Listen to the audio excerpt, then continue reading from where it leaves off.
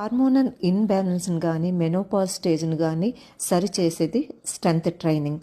నేను నా body weight strength training అనేది చెప్తున్నాను, వితౌట్ వెయిట్స్ కాబట్టి బిగినర్స్ కూడా చేసుకోవచ్చు. ఫస్ట్ కాఫ్ రైజెస్ చెప్పాను, దీన్ని సెకండ్ హార్ట్ అని కూడా అంటాము, కాఫ్ మజిల్స్ని. సో మనకి ఏంటంటే బ్లడ్ని బ్యాక్కి పంప్ చేసి అప్పర్ బాడీకి పంప్ చేస్తుంది.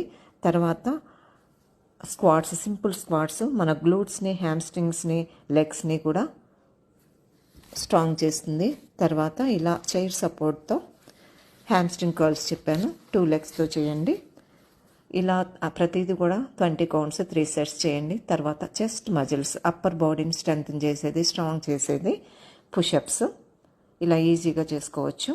నా రీల్స్ అన్ని ప్లీజ్ లైక్, షేర్, కామెంట్ చేయండి. చూసే వాళ్ళందరూ ఫాలో అవ్వండి.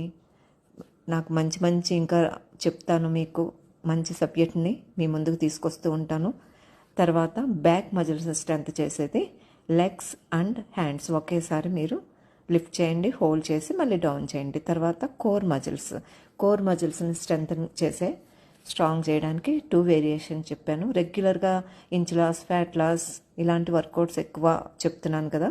సో ఇవన్నీ కూడా మీరు యాడ్ చేసుకుంటే మీ డైలీ రొటీన్లో ఫిట్గా, స్ట్రాంగ్గా ఉంటారు. Stay fit, stay healthy.